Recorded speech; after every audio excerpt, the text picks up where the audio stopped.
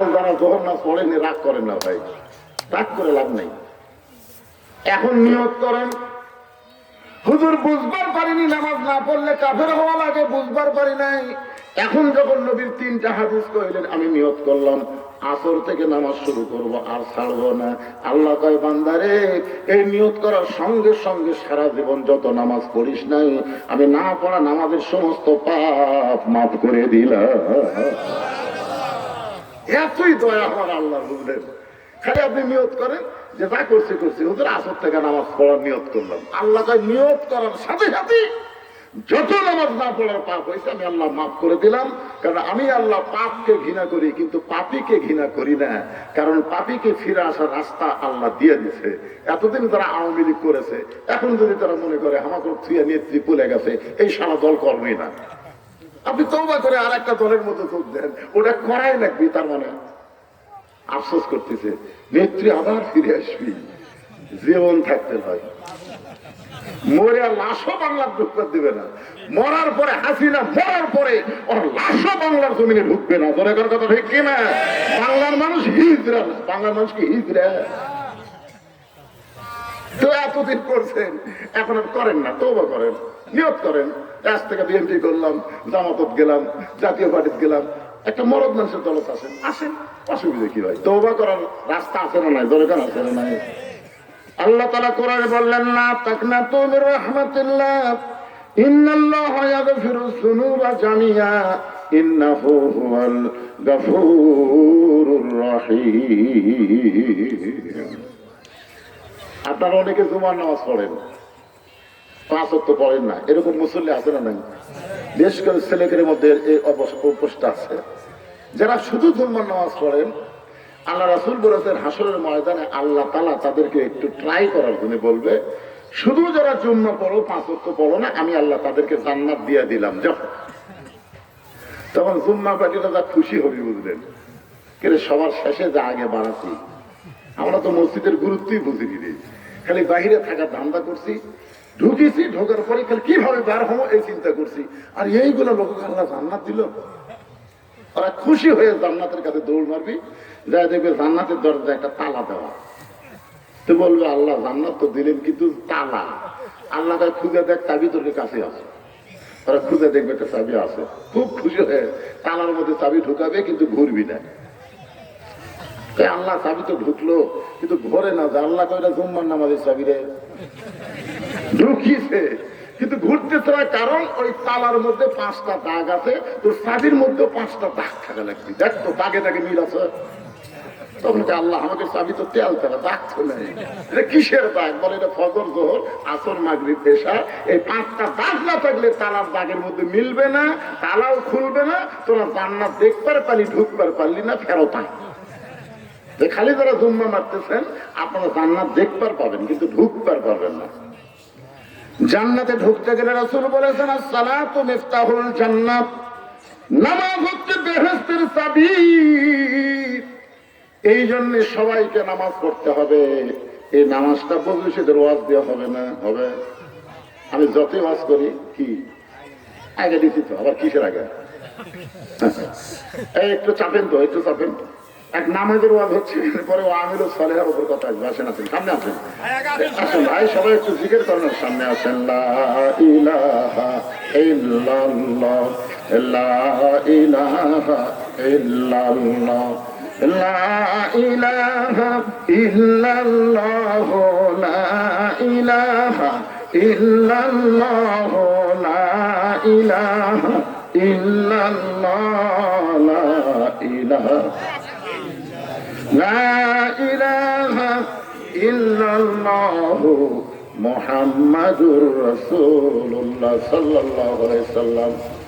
এতক্ষণ পর্যন্ত আমল বিল আরকানের উপরে ঈমান অনুযায়ী আমল করা লাগবে। ঈমান অনুযায়ী আমিলুস সালিহাত, নেক আমলের কথা সূরা আসরের মধ্যে আল্লাহ বলেছেন। পুরুষ মানুষের জন্য 1 নম্বর নেক আমল হলো নামাজ। পুরুষ মানুষের জন্য 1 নম্বর নেক আমলের নাম কি? জোরে বলেন। আর মহিলাদের জন্য 1 নম্বর নেক আমল কিন্তু নামাজ না। মহিলাদের জন্য 1 নম্বর নেক আমল হলো পর্দা।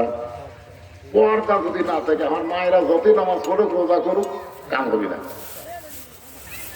নবীর মেয়ে ফাতেমা যখন নবীর কাছে, রাসূল বললেন, ফাতেমা তোমার কি মনে হয় তোমার বাবা বিশ্ব নবী বলে আল্লাহ তোমার জান্নাত দিবে?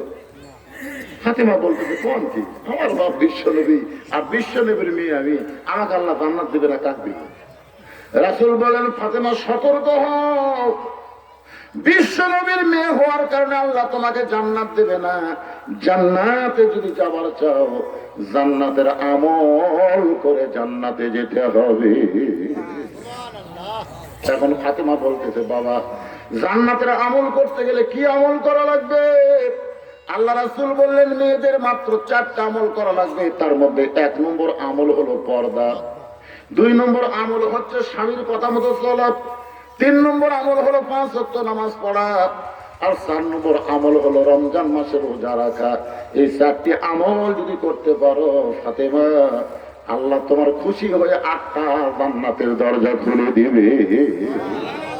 আমার মায়েরা যারা পর্দার অন্তরে আছেন, ও মা, আপনার যদি 1 নম্বর আমল হলো পর্দা। আল্লাহ কোরআনে বললেন, অকরনা ফি বুয়ুতিকুন্না ওয়ালা তাবাররাজনা তাবাররুজাল জাহিলিয়াতিল উলা। মেয়েরা সব সময় ঘরের মধ্যে থাকবে, যদি কোনো প্রয়োজনে ঘরের বাহির হতে হয় তাহলে হেজাব নিয়ে পর্দা নিয়ে বের হওয়া লাগবে। ওই জাহেলি যুগের মেয়েদের মতন সাজুগুজু করে রাস্তায় বের হওয়ার কোন পারমিশন মুমিনা নারীর নাই। এই হুকুম কার? তাহলে পুরুষের জন্য 1 নম্বর নেক আমলের নাম কি? নামাজ। এই নামাজটা কিন্তু বক্তার ওয়াজ দেওয়া হবে না। এই নামাজ সম্পর্কে আল্লাহ কোরআনে বললেন, আল্লাযীনা ইম্মাক্কান্নাহুম ফিল আরদ। বাংলাদেশ হলো 92% মুসলমানের দেশ। কত ভাগ? 92% মুসলমানের দেশে কোন মুসলমানকে যখন ক্ষমতার চেয়ার দেওয়া হবে, কোন মুসলমান যখন ক্ষমতার চেয়ার পাবে, তার 1 নম্বর কাজ হচ্ছে আকামুস সালাহ। 1 নম্বর কাজ হচ্ছে নামাজ কায়েম করা। আগামী ইলেকশনে কোন দল সংসদে গেলে 1 নম্বর কাজ নামাজ কায়েম করা, এটা প্রতিষ্ঠা করবে। এটা কি আপনাদের চোখত লোক দিয়ে দেখান লাগবে?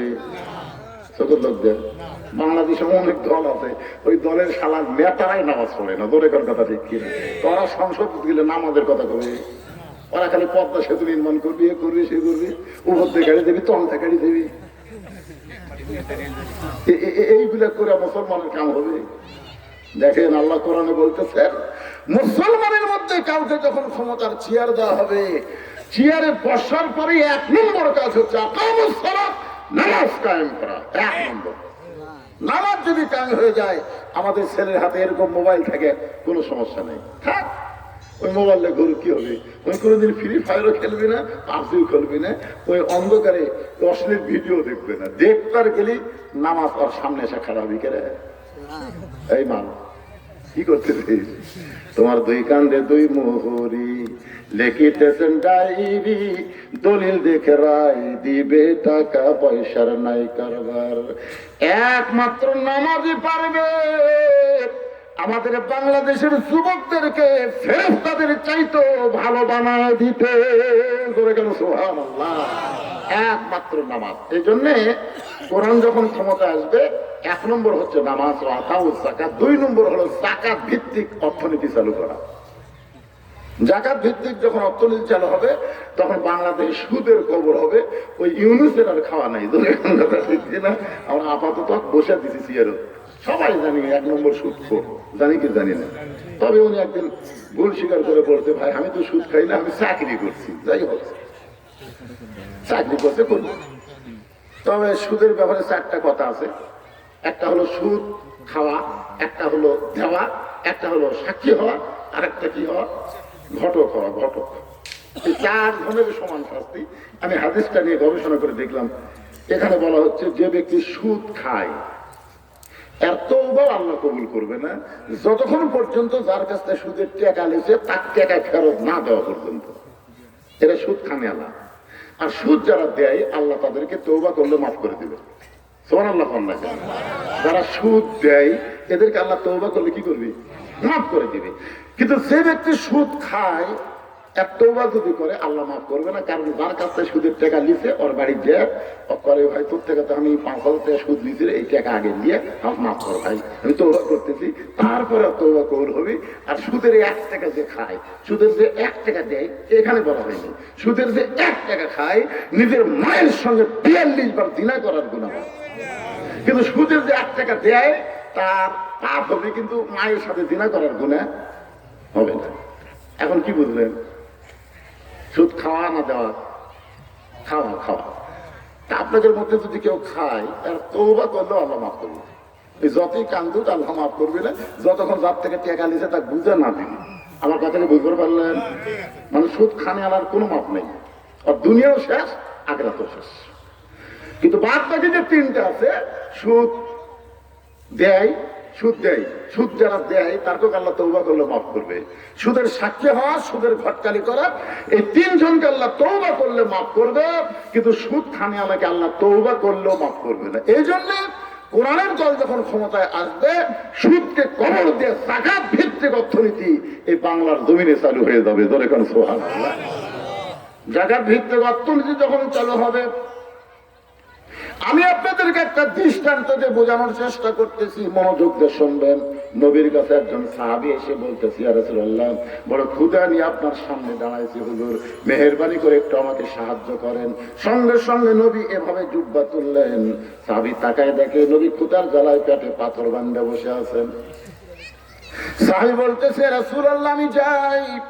রাসূল বললেন, যাবে কেন? আম্মা সাইলা ফালা তানহার, সাইলকারীকে খালি খালি ফেরত দেওয়া যায় না, তুমি আমার কাছে একটু বসো।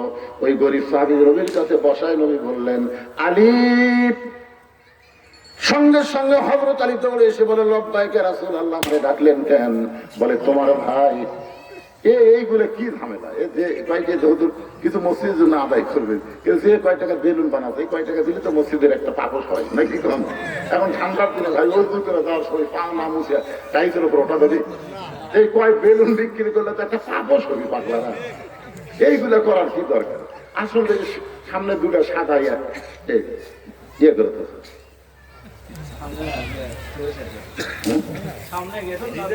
আচ্ছা যাই হোক, এটা একটা ফটস করে মারলো, ছোট ছোট ভয় দৌড়ি, ভয় খেলো নাকি রে?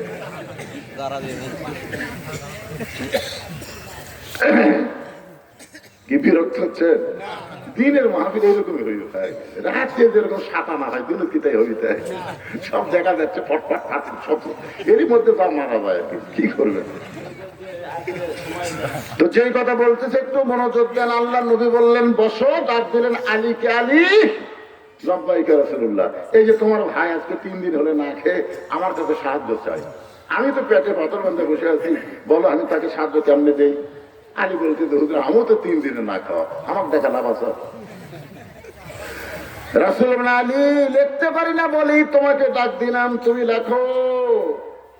ওসমান গনির কাছে এমন একটা চিঠি, যে চিঠির মধ্যে 2000 টাকার অঙ্ক বসা দিও, আর চিঠির নিচে আমি নবীর নাম উল্লেখ করে দিও। হযরত আলী 2000 টাকার অঙ্ক বসায় চিঠি লিখে, চিঠি যখন গরিব সাহাবীর হাতে দেয়, গরিব সাহাবী চিঠি নিয়ে ওসমান গনির দরবারে গিয়ে দেখে ওসমান গনি তার কেশিয়ারের সঙ্গে ঝগড়া করতেছে। এই বেটা সারাদিন হলে হিসাব করিস, 4 আনার মিল পড়ে না কেন? 4 আনা না মিলাইলে তোকে কিন্তু আজকে আমি ছুটি দেব না।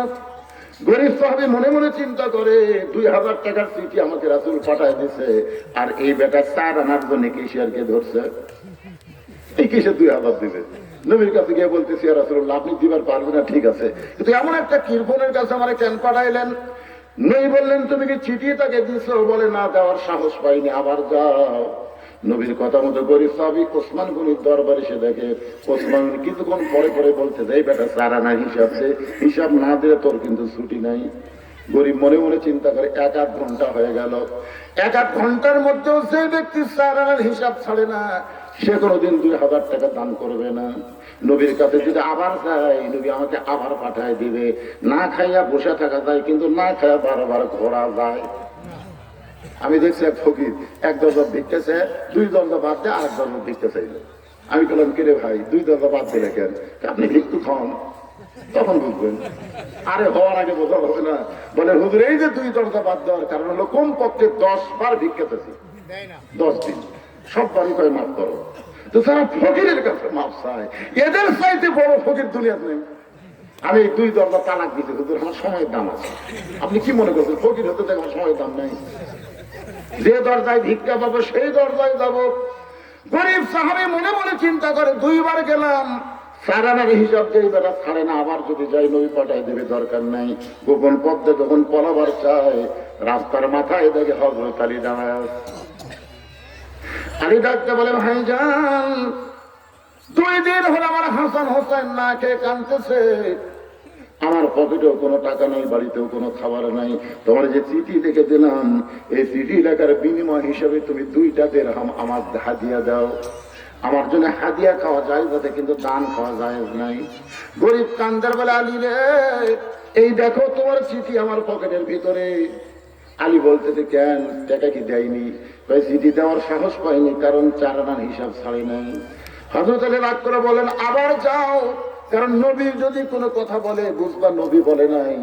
আল্লাহ কোরআনে বলেছেন, মা ইয়ানতিকু আনিল হাওয়া ইন হুয়া ইল্লা ওয়াহয়ুহা।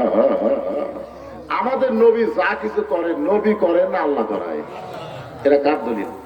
আমার আল্লাহ তাআলাই বলেছেন, যাও নবীর কাছে, ওসমানের কাছে যাও। হযরত আলীর গরমে গরিব সাহাবী ওসমান গনির কাছে গিয়ে দেখে ওসমান গনি আর কেশিয়ার 2জনই আল্লাহর শুকরিয়া আদায় করতেছে। আলহামদুলিল্লাহ, সুবহানাল্লাহ, আল্লাহু আকবার। কে রে? এই কিছুক্ষণ আগে চেহারে কেশিয়ার ধরেছিল, এখনই 2জন শুকরিয়া আদায় করার কারণ হলো 4 আনার হিসাব মিলে গেছে। সুবহানাল্লাহ। আপনারা বলেন তো, ওসমান গনি 4 আনার হিসাব কেন মিলালেন? কারণ ওসমান গনি ধনী মানুষ, শতকরা 2.5 টাকা যাকাত দেওয়া লাগবে।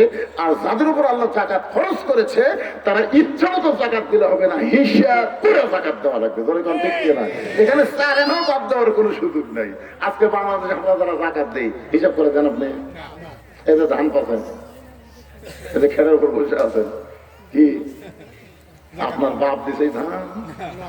আল্লাহ কোরআনে বলতেছেন, ওয়া মিন দাব্বাতিন ফিল আরদি ইল্লা আলাল্লাহি রিজকুহা।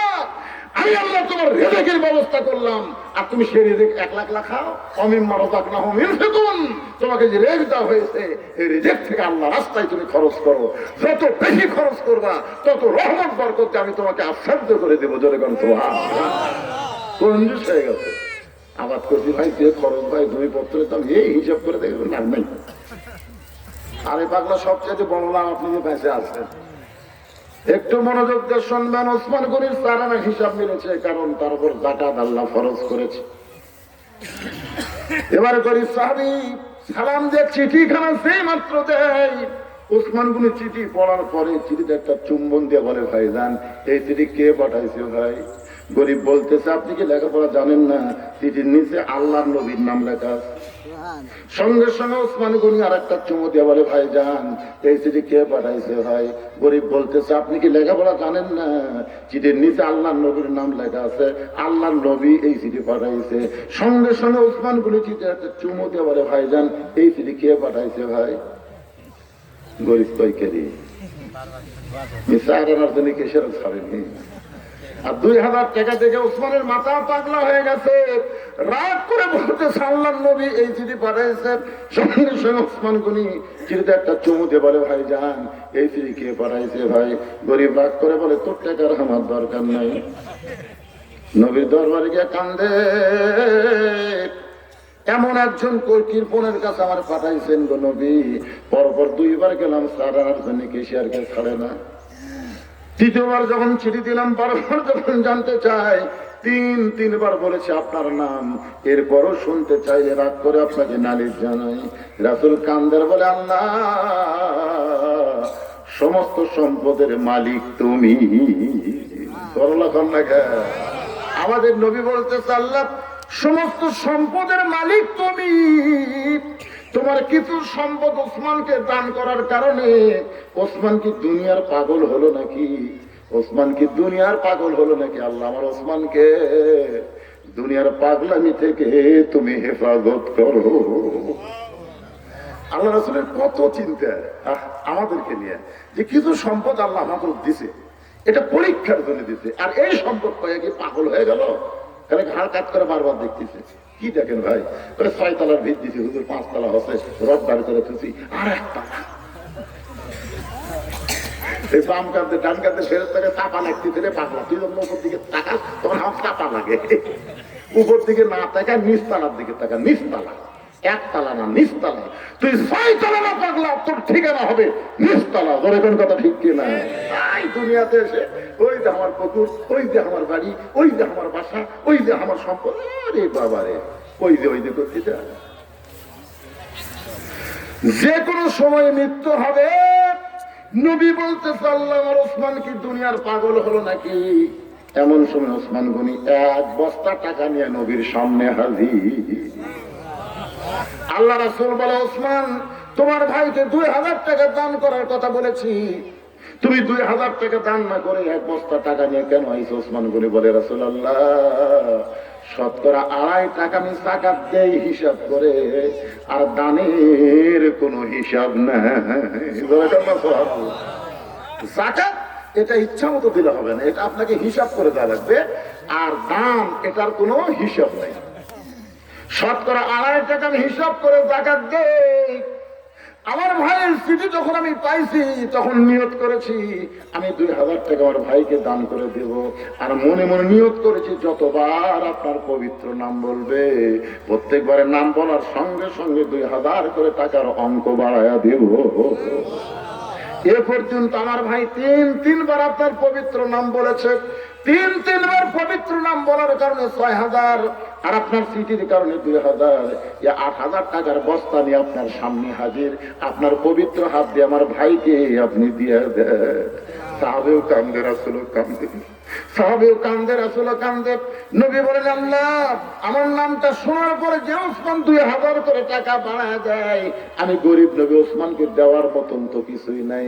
আল্লাহ বলে, হাবিব ওসমান আপনাকে ভালোবাসার কারণে আমার গানি ডিগ্রি ওসমানকে দিয়া দিলাম। আল্লাহ গানিয়ন ওয়া আনতুমুল ফুকারা ইল্লা উসমানু গানিয়ন। যাকাত ভিত্তিক অর্থনীতি যখন চালু হবে আমাদের বাংলাদেশে, তখন বাংলাদেশের গরিবদের এত শান্তি হবে। সুবহানাল্লাহ। যখন যাকাত দিয়ে আমাদের বাংলাদেশ চলবে, একটা গরিব মানুষকে ধনীর বাড়ি যাওয়া লাগবে না। কি ভাবতে স্যার? গরিবের এখানে দরজা খুলে বসে থাকবে, পান খাবি, আর ধনীরা কই ঘাও খাদ্য আল্লাহ করে যা যা। ওর এলাকার যে কয়টা গরিব আছে শতকরা 2.5 টাকা যদি না দেশ, তোর কব্বরের মধ্যে বিষাক্ত সাপ এমন ভাবে মারবি, মাটি 40 সাপ নিচুর যাবো যা। এখন টাকা হিসাব করে কয় টাকা হয়? 1 লাখে 2,500, 10 লাখে 25,000, 1 কোটি 2.5 লাখ, 10 কোটি 25 লাখ।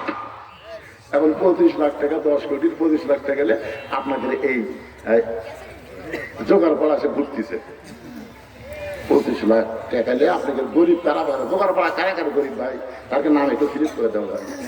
তো দিচ্ছে 13-14 জনের নাম। ওরা এখন টাকার ব্যাগ নিয়ে দেয়, ডাকতেছে, আব্দুর রহিম আপনি কে? বলে আমি যাকাতের টাকা নিয়ে এসেছি। সঙ্গে সঙ্গে দরজা বন্ধ করতেছে। আমার এক দাদা ছিল, কোনোদিন কেউ তাকে ইফতার করাবার পারেনি। আমি একদিন বললাম, দাদা আপনাকে এত বছর দাওয়াত দেয়, মুরব্বী মানুষ একটু ইফতার করে দেবেন। হ্যাঁ কষ্ট করে রোজা থাকে ওখানে সব দেবো, দরকার মুড়ি খামড়ে সব পরের বার ইফতার করবো না। আমার বুঝে পারিনি, আমি যে এত বড় বক্তা হচ্ছে তো আমার দাদা বুঝতে পারিনি। দরকার বাড়িতে মুড়ি খামড়ে পানি খাই থাকবো, ওর বাড়িতে মুখে রোজা দেবো, আমি বুঝে নিতে পারি না। যেই শুনছে যাকাতের টাকা, সাড়ে 7 দরজা বন্ধ। ধনী বলতে কেন হয় টাকা? তুই কি মনে করছ যাকাত খাবো আমি? ইয়াকা নাবুদু ওয়া ইয়াকা নাস্তাইন। আমি আল্লাহর ইবাদত করে আল্লাহর কাছে সাহায্য চাই, তোর যাকাতের টাকা এখন দরকার না। ধনী কয় যে ভাবে থাকি মারল রে, শালা ধনী না হয়ে গরিব হয় ভালো আছিল রে। 14 বাড়ির কাছে একই কথা।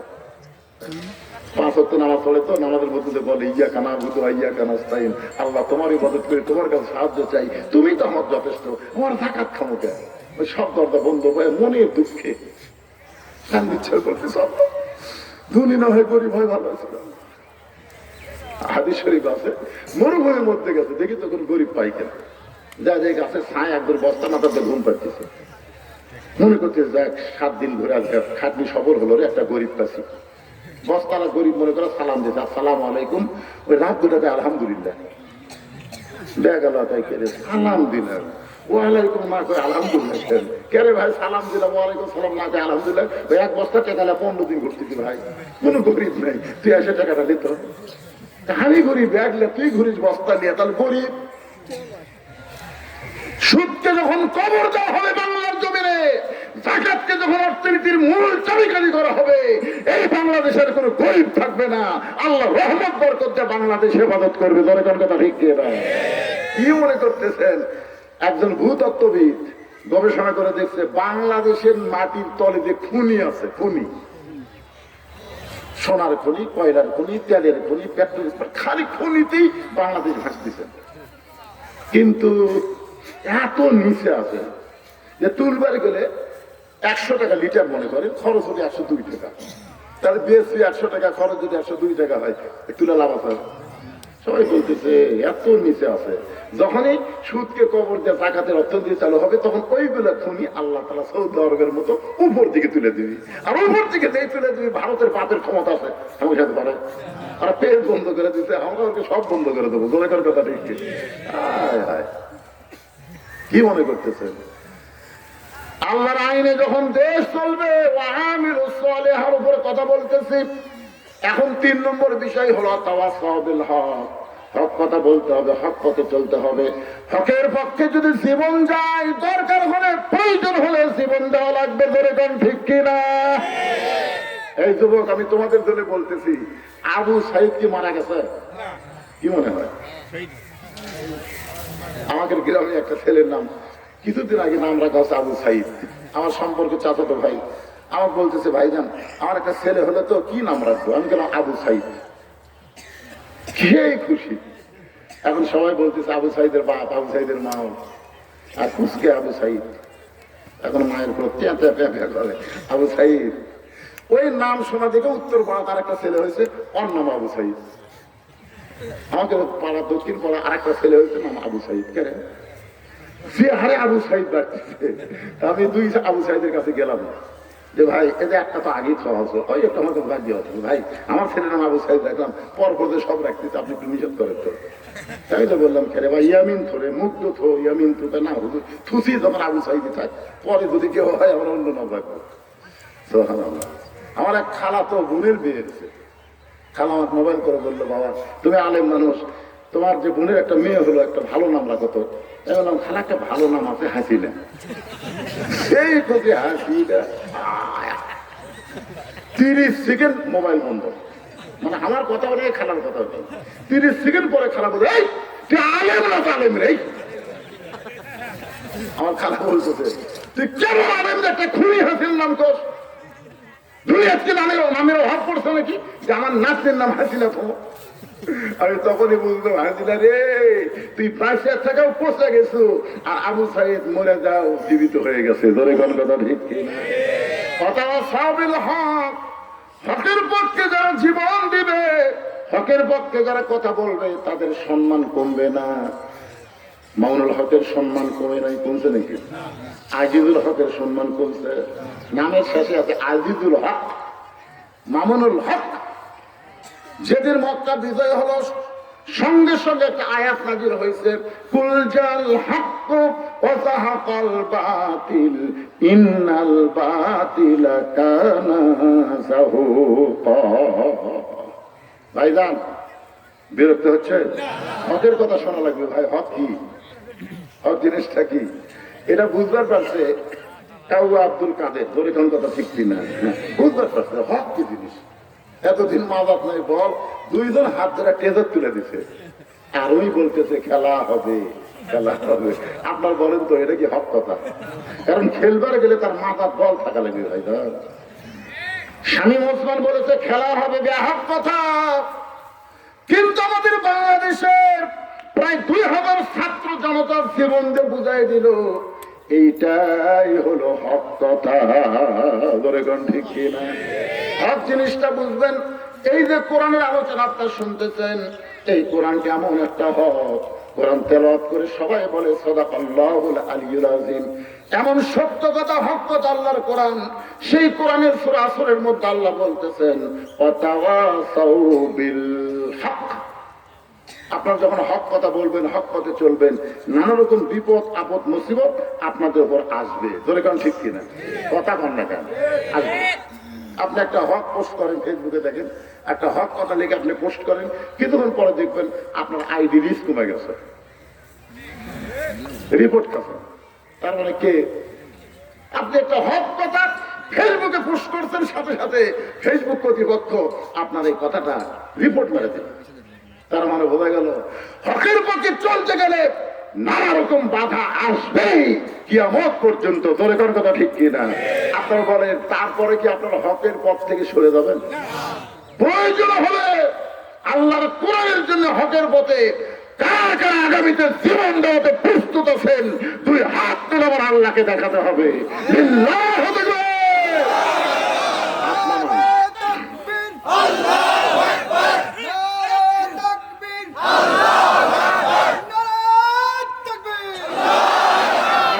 ইশারা দিচ্ছে আপনাদেরকে, সিরিয়া কিন্তু মুক্ত হয়ে গেছে। আপনারা কি মনে করতেছেন? আছে আসাদ আছে? আর সিরিয়া এতদিন ধরে কি নির্যাতন! বিশ্বাস করেন 1 থেকে 2 মাসের মধ্যে ফিলিস্তিন আল্লাহ মুসলমানকে দিয়ে দিবে। ধরে কোন সুবহানাল্লাহ। কারণ আগামীতে আমাদের সবচাইতে খারাপ অবস্থা হলো বাংলাদেশে। দেখেন সিরিয়া মুক্ত হলো, ফিলিস্তিনও মুক্ত হবে, কিন্তু আমার করে বাংলাদেশে ভারত এমন ভাবে ধরবে ভাই। এখন ভারত যখন 3 দিক থেকে আমাদের ধরবে, তখন আপনারা কি করবেন? রাসূল বলেছেন একটা যুদ্ধ শুরু হবে, সে যুদ্ধের নাম হলো গজওয়াতুল হিন্দ। এই হিন্দুদের সাথে মুসলমানের যুদ্ধ। সেই যুদ্ধে আমাদেরকে অংশগ্রহণ করা লাগবে। আল্লাহ রাসূল বলেছেন এই গজওয়াতুল হিন্দে যদি কোনো মুসলমান অংশগ্রহণ করে, ওই মুসলমান শহীদ হলে বদরী শহীদদের সঙ্গে আল্লাহ একই সাথে জান্নাত দিয়ে দিবে। আল্লাহ রাসূল বলেছেন যারা শহীদ হবে তারা বিনা হিসাবে জান্নাতুল ফেরদাউস আল্লাহর মেহমান করে নেবে। সুবহানাল্লাহ। কিন্তু বর্তমানে যে পরিবেশ দেখতেছি, এই পরিবেশে আমাদের ছেলেরা কয়েকদিন আগে একটা ফেসবুকে স্ট্যাটাস দিতে, বর্তমান যদি ভারত বাংলাদেশ যুদ্ধ লাগে তাহলে আওয়ামী লীগ কার পক্ষে যাবে? কথা থাম না কেন? মনে হয় ভারত আর বাংলাদেশ যুদ্ধ লাগছে, তাহলে আওয়ামী লীগ, এই যে ছাত্রলীগ, যুবলীগ, এরা কোন পক্ষে থাকবি? বাংলাদেশের পক্ষে থাকবি না ভারতের পক্ষে? কেন?